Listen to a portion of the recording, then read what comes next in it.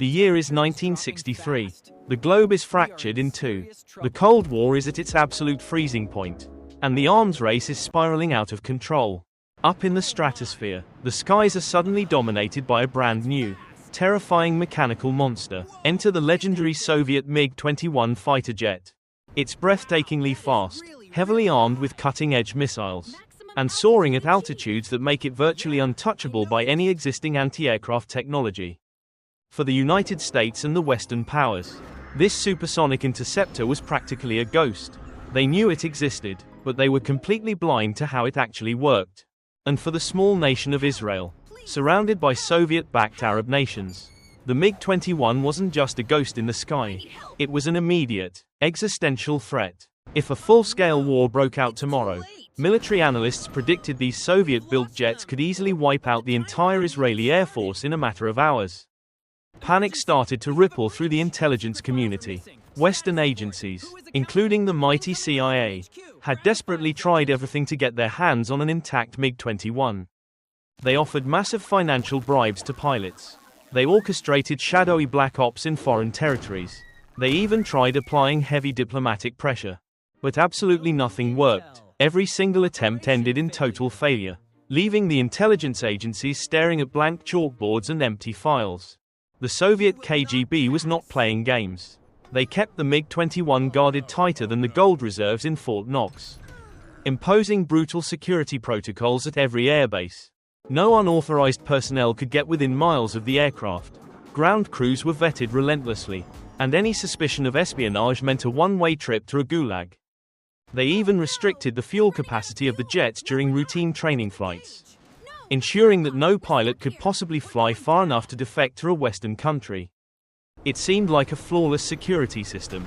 The aircraft was essentially a flying vault, and the KGB held the only set of keys. The West was locked out. But the problem with impenetrable vaults is that human beings guard them. And where there are humans, there are always cracks in the armor waiting to be exploited. This is the incredible true story of how a brilliant psychological trap, $1 million payout, and a frustrated pilot pulled off the greatest intelligence heist of the 20th century. It's early 1965. Ezra Weizmann, the commander of the Israeli Air Force, is staring at intelligence reports of the MiG-21. Feeling a cold sweat drip down his neck, he marches straight into the secretive headquarters of the Mossad, bypassing layers of security, and kicks open the door to the office of Director Mir Amit. Weizmann slams his hands on the desk. His request is brilliantly simple, yet completely, objectively insane. He looks Amit dead in the eyes and says, "Bring me your MiG-21." Most intelligence directors would have laughed him out of the room. A jet isn't a secret folder. You can't just stuff a 14-meter supersonic fighter into a trench coat. But Amit doesn't blink. He simply nods, pulls out a fresh file, and stamps it with a top-secret seal. Operation Diamond is officially born right then and there. The logistical reality was a nightmare. To steal an 8-ton piece of advanced Soviet machinery, Mossad couldn't use their own spies. They couldn't just break into a heavily guarded airbase. There was only one way to get the jet safely across enemy lines. They needed someone on the inside to physically fly it to them. They needed to manufacture a traitor. Mossad analysts immediately began compiling a massive database. They mapped out every single Arab pilot in neighboring countries who had been trained by the Soviets to fly the MiG-21. They were searching for a needle in a highly explosive, heavily armed haystack. The psychological profile had to be absolutely perfect, or the entire operation would crash and burn. First, the pilot had to be incredibly skilled. Flying the MiG-21 was notoriously difficult, and executing a low-altitude defection run across hostile borders required a master aviator. Second, and most importantly, they needed someone desperate, a man who was deeply frustrated, marginalized by his own military, and willing to risk his life to escape. Third, he needed a vulnerability, whether it was greed, ideological disillusionment, or a family he desperately wanted to protect. Mossad needed a lever they could push.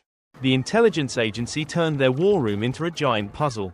Hundreds of photos of Egyptian, Syrian, and Iraqi pilots were pinned to the board, connected by complex webs of red string. One by one, the candidates were eliminated. This guy was too loyal. That guy was too clumsy. Another one was already under strict KGB surveillance. The list shrank rapidly. Finally, they narrowed it down to a handful of promising targets. Mossad agents packed their bags and deployed into the shadows. The deadly game of espionage had officially begun. But playing the spy game in the volatile Middle East is an incredibly deadly business. There are no second chances when you get caught in enemy territory. Mossad's very first attempt targets a high-ranking Egyptian pilot. They send an undercover agent to secretly meet him, offering a massive, life-changing sum of money. The pilot looks at the glowing briefcase full of cash. He smiles warmly, nods in agreement, and shakes the agent's hand. The deal seems perfect. But the moment the agent leaves, the pilot immediately picks up a secure red telephone and reports the Israeli spy directly to the Egyptian authorities. The trap is snapped shut. Before the agent can even make it to the extraction point, the secret police swarm in and arrest him. In the brutal world of Cold War espionage, the punishment for treason is absolute. The captured agent is tried in secret and eventually hanged. Back in Tel Aviv, a heavy silence falls over Mossad headquarters. A thick red X is painted across the first file. But they cannot stop now. A second, completely separate attempt is launched, this time targeting a pilot in Iraq. They use different tactics, different agents, and different bait. But this operation ends with similarly disastrous results. The Iraqi pilot also refuses to bite, and the Israeli network in Baghdad barely escapes being exposed. Now, the element of surprise is completely gone. The KGB and Iraqi military intelligence are on maximum high alert. They know exactly what the Israelis are hunting for. Giant metaphorical spotlights begin sweeping across the Middle East, searching for any signs of Mossad activity. The counterintelligence net is tightening rapidly. For Director Mir Amit, the window of opportunity is rapidly closing. If they don't secure a MiG-21 soon, the Soviet-backed air forces will be unstoppable. The intelligence analysts realize their critical mistake. They had assumed that pure greed would outweigh patriotism. But money alone isn't enough to make a man risk his life. They don't just need a greedy pilot looking for a payday. They need a deeply frustrated one. A man who feels utterly betrayed by his own country. They need someone whose resentment is stronger than his fear of the KGB. And as they sift through the remaining files, one specific name suddenly catches their eye. Enter Munir Redfa. He is exactly what Mossad has been desperately looking for. He is widely considered one of the absolute best pilots in the Iraqi Air Force. He commands an elite squadron and knows the highly classified MiG-21 inside and out. But despite his absolutely flawless military record, there is a massive catch. Munir is an Assyrian Christian serving in a military heavily dominated by Ba'athist Muslims. Because of his religious background, he is constantly passed over for well-deserved promotions. He is treated with deep suspicion by his superiors, stationed far away from his beloved family, and allowed only tiny fuel rations during his daily training flights. But the final breaking point comes when he is repeatedly ordered to drop bombs on Kurdish civilian villages. A brutal and unjust mission he deeply and morally despises. His quiet frustration is violently boiling over. When the Mossad psychological analysts finally read his complete profile, they know instantly that they have struck absolute gold. Munir Redfa isn't just a military target anymore. He is a psychological ticking time bomb. All the intelligence agency has to do is carefully light the fuse. To exploit this, Director Mir Amit authorizes one of the oldest, most effective, and most dangerous plays in the entire espionage playbook, the classic honeytrap. Instead of sending a scary male agent in a dark trench coat to offer him a bribe, they would send someone completely disarming to win his heart and his trust. Mossad searches their deepest ranks for the perfect female operative. They need someone who is charming, highly intelligent, and can flawlessly play the role of an American tourist. Enter our covert operative. For strict security reasons, her real identity remains a heavily guarded secret. But for this legendary mission, we will simply call her Nadia. Nadia is completely disguised as a stunning, wealthy, and carefree American tourist. Her cover story is totally airtight, and her objective is locked directly onto Munir Redfa. But the stakes are terrifyingly high. If the brutal Iraqi counterintelligence uncovers her true identity, she will face horrific interrogation and a guaranteed, gruesome execution. Armed with a flawless fake passport and nerves of absolute steel, Nadia boards a civilian commercial flight and crosses enemy lines straight into the lion's den, Baghdad. She successfully infiltrates a lavish high society party attended by military elites. Across the crowded room, she spots the handsome pilot. The deadly dance has officially begun. Nadia wastes no time. She gracefully approaches the dashing pilot, introducing herself as a wealthy American tourist completely fascinated by the rugged military man. Munir is immediately captivated. Her cover story is flawless, and she plays the role of an innocent, curious outsider to absolute perfection. What starts as innocent conversation quickly blossoms into a whirlwind romance. Soon, they are traveling out of Iraq together on a romantic vacation to Europe. Over candlelit dinners at a cozy cafe in Rome, the real psychological operation begins. Nadia doesn't just flutter her eyelashes, she listens. When Munir inevitably complains about his stagnant career, the discrimination he faces, and the brutal bombing orders, Nadia doesn't change the subject. She validates him. She actively feeds his ego and amplifies his deep resentment. With every conversation, Munir's emotional defenses drop lower and lower, until he completely trusts her. Once he is completely emotionally invested, the trap finally snaps shut. In a private hotel room, Nadia suddenly drops the bubbly American tourist disguise. Her demeanor turns ice cold and strictly professional. She reveals her true identity as an Israeli operative, and drops the bombshell pitch of a lifetime. She looks him dead in the eyes and says, "Leave it all behind. Fly the MiG-21 to Israel, and start a brand new life." Munir is absolutely paralyzed with shock. One wrong word, and he could have her executed. But he doesn't call the police. He listens. Taking a massive leap of faith, Munir agrees to hear him out. Nadia secretly smuggles the Iraqi pilot right into the heart of Israel. Using a highly classified forged passport, he is sneaked into a secret military base where he meets the commander of the Israeli Air Force face to face. The Israelis lay their cards on the table. They offer him $1 million in cash, an astronomical fortune in 1966, and full Israeli citizenship. But Munir has one non-negotiable demand. He will not leave his family behind to be tortured by the KGB. Mossad promises to extract everyone. It's a logistical nightmare, but they agree. Munir stares at the terrifying flight path. It's a near-suicide mission, but he firmly shakes the commander's hand. Stealing the pilot was one thing, but fulfilling their promise was a logistical nightmare. They had to extract his entire extended family from a heavily monitored country. You can't just casually walk 20 people across a heavily fortified border.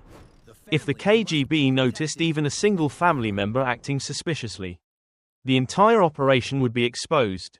Munir returns to his airbase in Iraq and resumes his daily routine. He has to act completely normal while surrounded by armed guards and suspicious intelligence officers. To maintain absolute secrecy, Munir cannot even tell his own wife the full truth. He simply tells her to pack her bags for a luxurious summer vacation in Europe.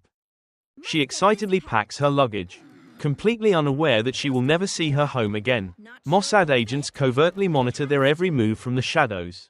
His wife and children board a commercial flight to Paris. A KGB officer watches them leave, but dismisses it as just another wealthy family taking a holiday. But the extended family is much harder to move. Mossad realizes they cannot use commercial flights for everyone without triggering massive red flags in the Iraqi government. So, the Israelis turn to an unlikely ally, the Kurdish rebels. The very same people Munir had bravely refused to bomb were now helping his family escape. Under the cover of darkness, Mossad operatives and Kurdish fighters smuggle the rest of his relatives across the rugged, dangerous mountain borders into neighboring Iran. It is a grueling and terrifying journey, but the network holds strong. One by one, the family members are quietly relocated to safe houses far away from Baghdad. By August 15, 1966, the impossible has been achieved. Director Mir Amit receives a secure phone call in Tel Aviv. The entire family is finally safe. With the hostages completely out of the equation, Mossad is ready to pull the trigger. They broadcast a pre-arranged coded signal over a standard public radio frequency. Back in his military barracks, Munir Redfa listens to the radio.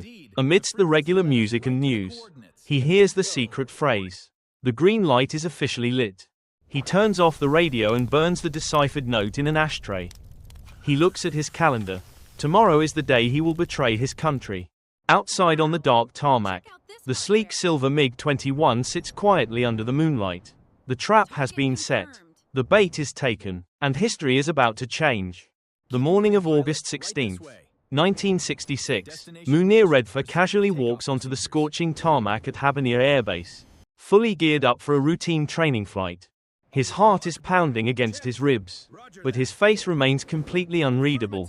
He climbs into the cockpit of the world's most heavily guarded fighter jet. He powers up the roaring engine and requests permission to take off. The unsuspecting Iraqi control tower clears him, assuming it's just another standard patrol. The massive jet engines ignite. The MiG-21 blasts down the runway and rockets into the clear blue sky, reaching altitude in a matter of seconds. For the first few minutes, Munir strictly follows the assigned flight path, but the moment he reaches the outer limits of the training zone, everything changes. He violently yanks the flight stick. He breaks out of his military formation and points the nose of the deadly aircraft straight toward the Israeli border. Back at the Iraqi control tower, the radar operators watch in absolute horror as the blip on their screen drastically deviates from its authorized course. The radio immediately erupts with screaming officers ordering him to turn back. Munir calmly reaches over and physically unplugs his communication system. Total radio silence. He is now completely on his own. To maximize his speed, he ejects his external fuel tanks, dropping them harmlessly into the empty desert below. He then pushes the aircraft into a terrifying nosedive, plummeting toward the earth and leveling out just meters above the rolling yellow sand dunes. This wasn't just a reckless stunt. By flying dangerously low to the ground, Munir successfully slips directly underneath the massive sweeping arcs of the enemy radar. He practically skims the earth at supersonic speeds. As he violently tears through Jordanian airspace, their border radar system briefly registers a faint, glitchy blip, but because of his incredibly low altitude and extreme speed, the confused Jordanian operators quickly dismiss the reading as a mere technical error or a flock of birds. By the time the Iraqi high command realizes they are being robbed, pure panic sets in. They violently scramble their own interceptor jets to hunt him down. The order is given: shoot the traitor down at all costs. A deadly supersonic chase ensues across the barren desert, but Munir has a massive head start. The Iraqi interceptors push their engines to the absolute limit, but they are burning through fuel way too fast. They hit the border and must turn back. Munir crosses directly into Israeli airspace. Almost immediately, two Israeli Mirage fighter jets pull up alongside him, not to attack, but to elegantly escort him home. Down on the ground, the Israeli command room erupts into massive cheers.